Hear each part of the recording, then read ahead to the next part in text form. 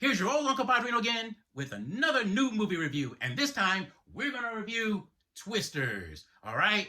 And you would think with the movie and a previous movie with the title Twisters, Twister, you would think that they would add a subtitle to it, okay? Because this is the sequel to the first one, right? Well, somewhat of a sequel. I'll get to that in a little bit. But you think they would add a subtitle to it. So it would be Twisters, even twistier, or Twisters, let's do the twist, or Twisters, Twisted Sister, or you can bring in like Shyamalan in and go, Twisters, what a twister. But no such luck, so we're stuck with the one-word title here for the standalone sequel for Twister. Okay, so here's my T-shirt, by the way. So you can make the connection, all right, to this movie. Okay, now let me tell you something a little bit about why I have this interest in this movie and in the first movie as well. There is a connection for me, all right, a personal connection. Well, not a personal connection, but anyway, out, outside of my love for cartoons, comic books, video games, and drawing, outside of the geek stuff, okay, let's make a differentiation here and separate things here, okay, a little bit, all right. Outside of the geek stuff, the nerd stuff that I was very much into, one of them was astronomy. The planets in our solar system, especially Saturn, because Saturn was my favorite planet. It still is. And yes, it's because of the rings, because I think the rings make it look cool and it makes it stand out. It makes it different. So, hey, but asteroids, comets, Halley's Comet, black holes, galaxy.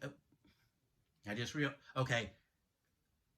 Black holes, okay, Holes, not probably what you thought you heard, okay, from me, all right, black holes, all right, but galaxies and the universe, stars, things like that, I had a heavy interest in that, and I also had an interest in natural disasters here on Earth, okay, so, earthquakes, volcanoes, tsunamis, hurricanes, and tornadoes. Tornadoes, especially, particularly because I was born and raised and still am living in a state in the central part of the United States in an area that's known as Tornado Alley. All right. Why? Because that's where tornadoes frequently occur. All right. During a little over half the year. Okay. Give or take. All right. So you have the cold, heavy air coming in from the north. You have a hot, light air coming in from the south. They converge. And that's what causes our severe weather here. That severe weather being damaging winds, damaging hail, heavy rains, and of course tornadoes. All right, so you get used to that sort of thing here where I live. All right, never been in a tornado, never been close to a tornado, at least as far as I know anyway. Could be wrong about that, but as far as I know, never been close to one. Okay, so I had a lot of interest. I did a lot of research on tornadoes when I was growing up, and I eventually lose interest in it. But I mean, a whole lot of interest in it, but I still have an interest in it. And for a brief moment, very, very, very brief moment when I was a kid, I did want to become a storm chaser. Now, allow me to explain. Not those kind of storm chasers that you see in these movies or on TV shows. I didn't want to drive into a tornado just to collect data and, get the adrenaline rush and like, oh my God, this is so much fun. No, if there was a tornado in the distance, I wanted to be several miles away and I wanted to take pictures, and sell the photos to magazines or books or whatever, whoever needed them, basically. All right. That was what I was thinking. Okay. But that's where the love of tornado and interest in tornadoes came from, because they're so captivating. They're so very mesmerizing. Not enough to where I want to watch them. I will take cover when, a tornado siren goes off here. But when living in a state where, if you can fact check me on this, I don't know this for sure, but when you hit bedrock beneath the soil here where we live, you hit limestone, if I'm not mistaken, and it's very hard to get through, and it's very and if you do get through it, it's very time consuming and very expensive. So that's why we have no storm cellars here in where we live. All right, so things can get very interesting when we do hear those sirens go off, all right, during tornado season, okay? I have family out in California, and I know a few people out in California, and they always say something, I couldn't live where you live just because, oh, tornadoes, they're so scary. And it's just like, really? In all honesty, the weather, the technology that is available now, we have a warning that where we can take cover. With earthquakes, you're standing on a ticking time bomb. You don't know when they're going to happen. They're unpredictable. Tornadoes are at least somewhat predictable. Hurricanes are far more predictable, but tornadoes are somewhat predictable, at least to an extent, to where you can take cover. All right, so that's where my interest in this movie came from. I saw the first movie in theaters I guess it would be near 30 years ago. I wanted to come back and watch this movie. And in all honesty, when a movie is over 10 years old, I don't think it's necessary. A sequel is necessary. But Top Gun Maverick proved me wrong. So the wife and I went to go watch this movie. And here's my review, all right? Cliff Notes version of the story.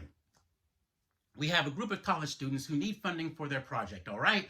And this project consists of one of the students, a young lady who's the main character in this story. She thinks that there's a way that we can kill kill, but we can destroy a tornado after it's formed, thus saving more lives. All right. Well, she's wrong. Her calculations are off. Bad things happen. The experiment didn't go as well as she thought it would, and well, time skip a couple of years later, and she's a meteorologist at a news station in New York. Well, she's convinced to come back to her home state of Oklahoma during tornado season to help storm chasers. All right, to hunt down tornadoes so they can collect more data. Okay. And she still has some I'm sorry, I can't even, post-traumatic stress syndrome, as far as the experiment that happened years ago. So she's not sure she can do this or not. Well, will she be able to do it? Who knows? But in the meantime, we have lots of tornadoes and lots of destruction and a little bit of fun that goes along with doing this whole movie. All right, and so that's the entire movie for the most part. Okay, now as far as the story goes, it really is actually pretty good. It actually follows the first movie, Twister, to almost beat by beat. I mean, it almost does it almost kind of like how Star Wars The Force Awakens did with A New Hope, but for some reason this works out a little bit better, in all honesty. Okay. It goes along with the same thing what I've been saying with Bad Boys Ride or Die and Inside Out 2. Look, if it ain't broke, don't fix it. Take what people loved about the first one and give it to them again, and possibly more with it. All right, and that's what they did with this. I still enjoyed myself as far as this movie went. And as far as far as the story goes, there is no messaging or anything like that. There's none of this, hey, I'm a person of color. Hey, that's a person of color. Hey, look at me, person of color here. Hey, we're all people of color here. Hey, don't forget me. I'm still a person of color. Hey, people of color, right? No, there isn't any of that. And I think that's so wonderful. There's not even a message about climate change in this movie as well, because the director came out in an interview and actually said, look, I think people are bombarded with the idea of climate change enough. People want to go to movies to watch a movie and have fun and be entertained. And that's why he didn't include that into this movie. And we need more directors like him in Hollywood, more people like him in Hollywood right now. I really adore that about this movie, and I really appreciate about it, and that's what made it even more fun. Some of the scientific mumbo jumbo that's in this movie. Now, some of it I can understand because, like I said, because of the little knowledge that I have from tornadoes. I'm sure there's more, but we as people in general don't have a lot of knowledge about tornadoes either, which is the main setup about these two movies anyway. But I'm not a meteorologist, I'm not a scientist or anything like that, but there is a lot of scientific jargon that is in this, and for the most part, I understood some of it, and some of it I didn't. Again, from my research, from what I did when I was growing up, when I was a kid, that's all I remember, and that's all I know. So I understood some of it. The last thing that they changed, there's probably more new information out there, but the last thing that I knew that when they made the big change was the scale F1 through F5 became EF1 through EF5, and the E standing for the amount of damage that is done in the wake of a tornado and after it dissipates, basically. Okay, so there's a lot of that there, but it's not enough to overwhelm you or anything like that. You get the gist of the entire thing. Okay, um, uh, as far as the actors go, they all do a pretty good job. The main character in this, she does remind you of Helen Hunt in this, because she has a small frame and she has blonde hair and she has this sixth sense, this gift of being able to sniff out a storm. All right, but the real actor to watch out for in this movie is, I can't think of his name off the top of my head, and I can't think of the character's name off the top of my head. But you've seen him in the trailers and seen him in the commercial. He's the one wearing the shades and the cowboy hat and speaks with a country twang. Okay, but if you've seen him before, he's the one who played the a-hole in Top Gun Maverick. All right, and he does a good job in this. In fact, he steals the show in this movie, actually, away from the main character. All right, so I think you'll get a good pleasure out of watching him and fall in love with him. Okay, one of the things that I can also appreciate about this story as well is that, considering how masculine his character is, he's not torn down and put in his place, for his, and shown who's more superior here.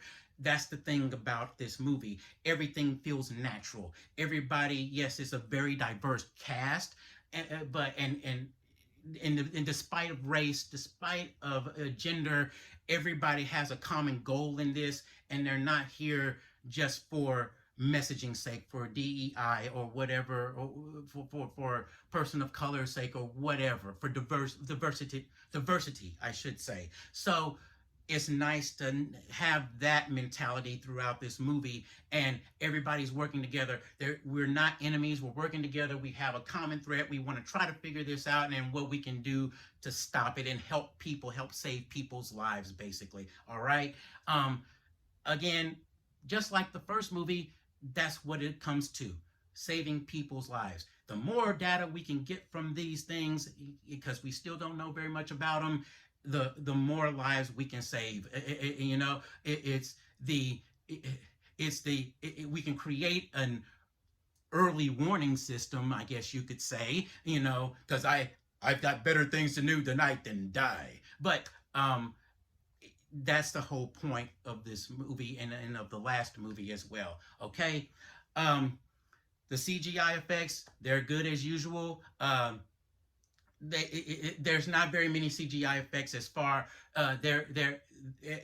They're primarily on the twisters, of course, and some environmental things, but they're primarily on the twisters and the dust that they pick up and the debris that they pick up and whatnot. There's no flying cow in this, which I'm very disappointed in that a little bit. No flying animals. So hey, yeah, you get what you get, I guess. All right, but no complaints about that as well. Okay.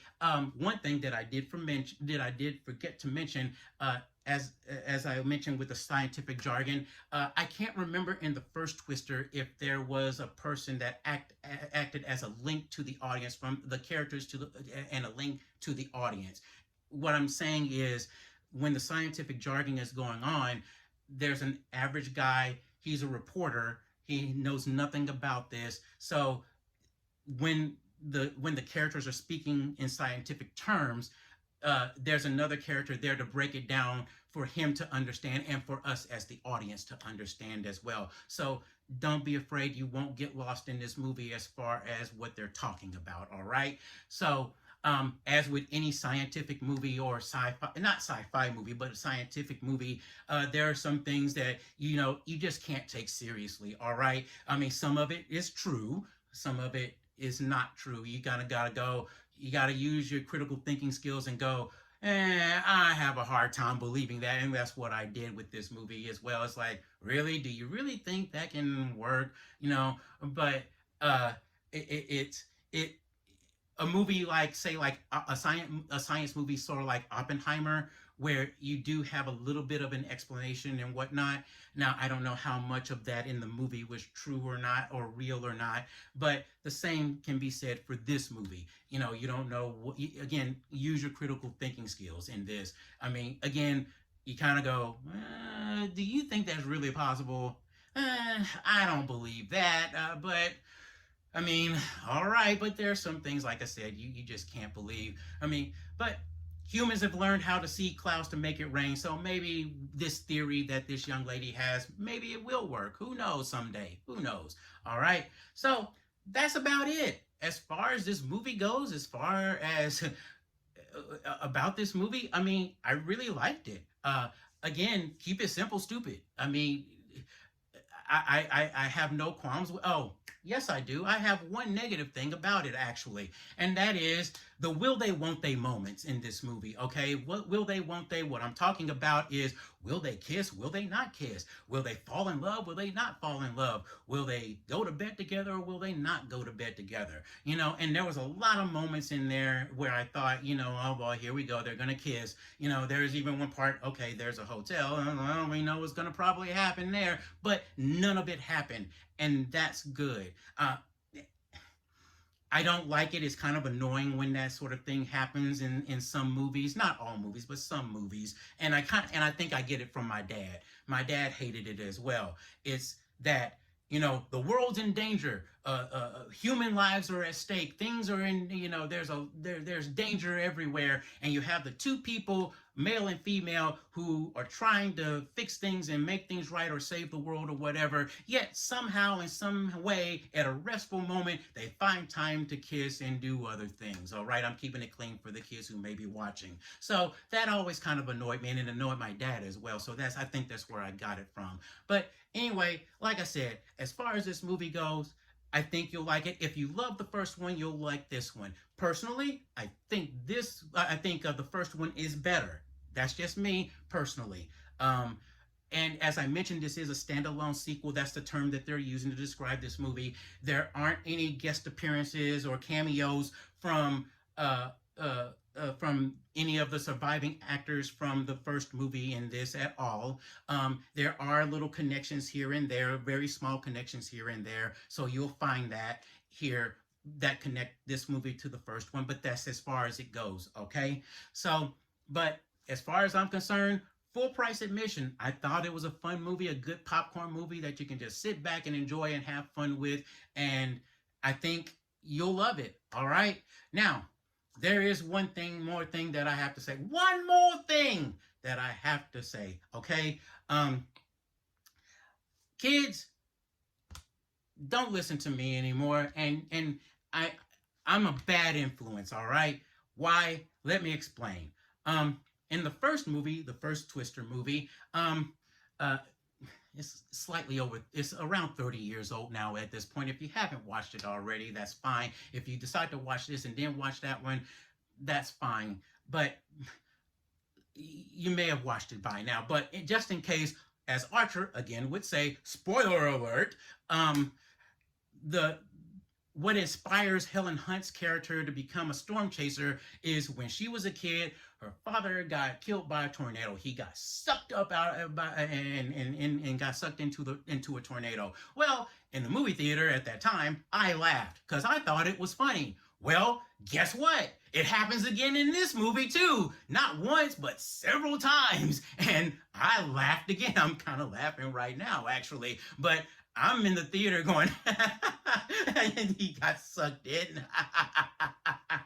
But that's kind of what happened. So I know when I die, I'm gonna go to the bad place, okay? And I'll probably be killed by a tornado, ironically, all right? Jeez, you are evil. I thought I was the one who was evil here. But man, you're evil. That's right, I sure am. Now get out of here. Yeah. So that's why I say don't listen to me. I'm a horrible influence. I'm an evil person. I'm a bad person all around because of that. I laugh because someone died, because characters died because they got sucked up in a tornado. All right. So That's it from me, and that's it for this review. All right. So Stan, take us out, will you? I think the Tasmanian devil wants to take us out instead. Oh, okay. Well, come here, Taz. Take us out.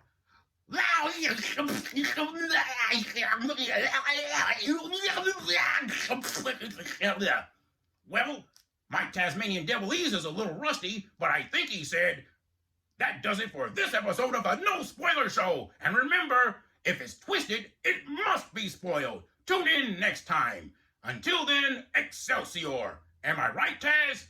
Yep, you're right. Okay, well, tune in again next time. Excelsior!